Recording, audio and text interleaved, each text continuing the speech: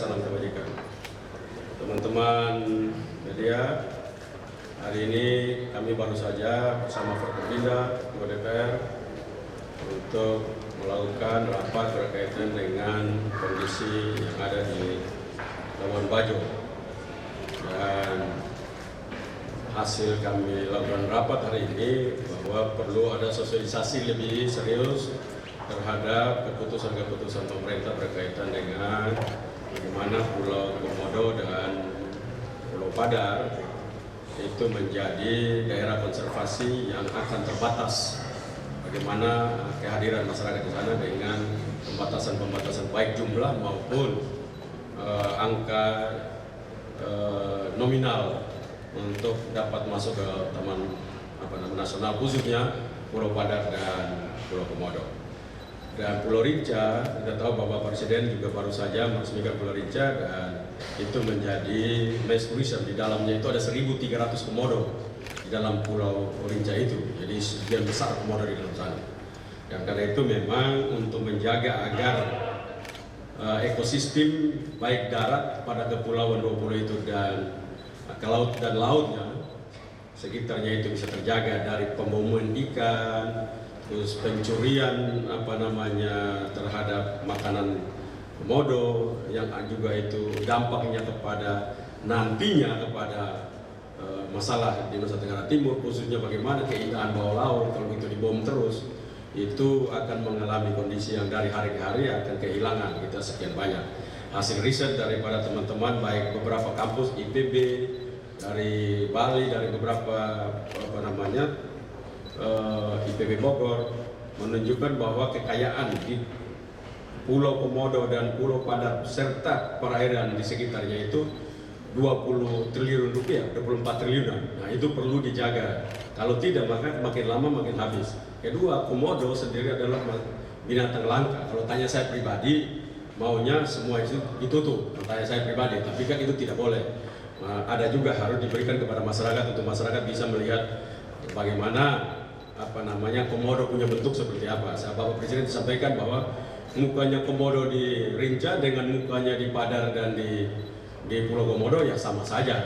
Karena itu ya lihat di Pulau Rinca cukup 1.300 komodo di situ, cukup besar dan dibangun fasilitas-fasilitas yang penuh kenyamanan di sana sehingga masyarakat bisa hadir untuk dapat menikmati pemandangan indahnya kawasan nasional bersama dengan melihat binatang langka itu dengan seluruh fasilitas-fasilitas yang sangat luar biasa lengkap dan bagus sekali di sana. Nah, karena itu memang menindaklanjuti itu pasti persoalan utama. Kami sudah sepakat bahwa ini masalah sosialisasi yang belum bisa berjalan dengan baik. Karena itu perlu harus dilakukan sosialisasi. Yang kedua, kepada kelompok-kelompok yang tidak setuju tetapi mereka intimidasi dan ancaman akan melakukan kekerasan dan memberikan rasa takut terhadap wisatawan, kami Forkopimda, saya sebagai gubernur dan seluruh Forkopimda akan mengambil langkah tegas kepada mereka-mereka yang mengambil langkah-langkah seperti itu.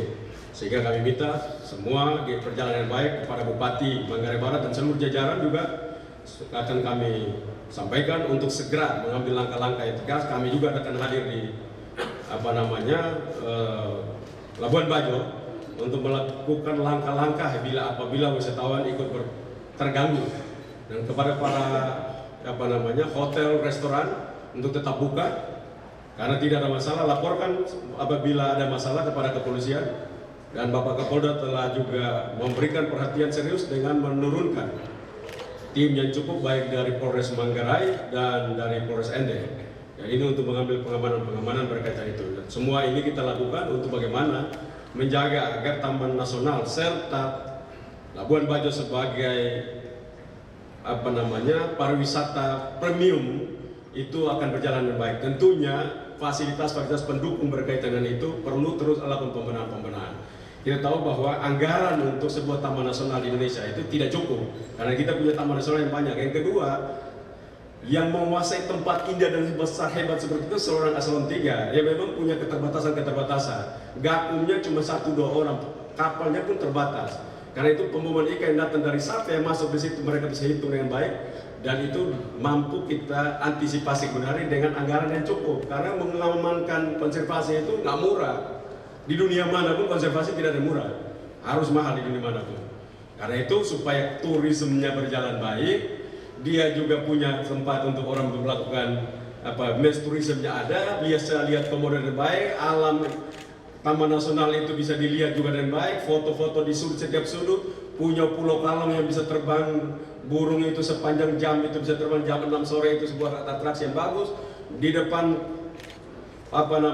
kita punya Labuan Bajo itu waterfront dibangun oleh presiden begitu hebat, kita punya batu cermin yang begitu indah, seluruh kita punya spot destinasi pariwisata ini menjadi kekuatan. Kita lihat Bali itu tidak punya komodo, Bali hanya punya budaya dan punya atraksi alam, tapi itu luar biasa. Kita punya komodo, sudah kasih komodo lagi untuk lihat komodo, punya atraksi alam yang begitu luar biasa, disiapkan oleh Bapak Presiden, waterfront yang begitu hebat, bahkan itu sekelas dengan Singapura.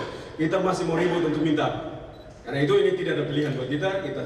Tentunya kesalahan nomor satu, bagaimana kita tidak melakukan sosialisasi yang luar biasa.